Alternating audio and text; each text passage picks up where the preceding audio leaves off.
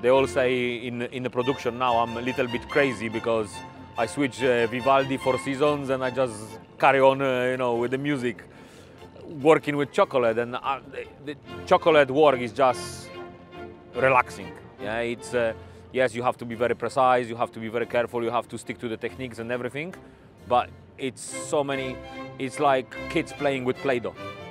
That sort of texture, you know, and when you get into it and then, yeah, when you spend time working with it and things what you can actually accomplish, it's extraordinary.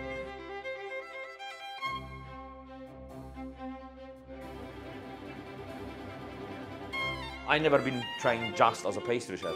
Pastry was always my hobby, so and I love sweet. I got sweet tooth, so as well. But I train as a chef.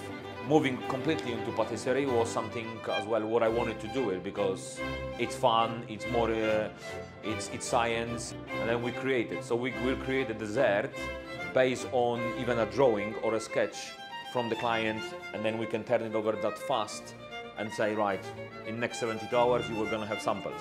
And using the molds helps as well because first using the chemic in mousses and everything helps us freezing, and it doesn't collapse. It is freezer stable and everything, which then creates a smooth surface for all the mousses and everything. So when we shock freeze them at -40, then we can easily pop them with a smooth surface and then carry on rotating the mold. So instead of buying 10,000 molds, you can have 50 molds and then carry on rotating.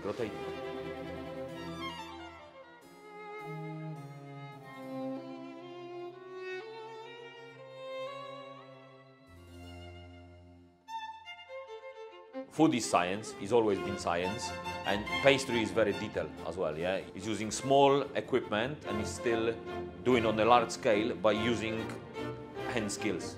Using chefs, using pastry chefs, using people with skills, and it's still the human touch. No matter how big we go, it's always going to be the same. It's all done by hand.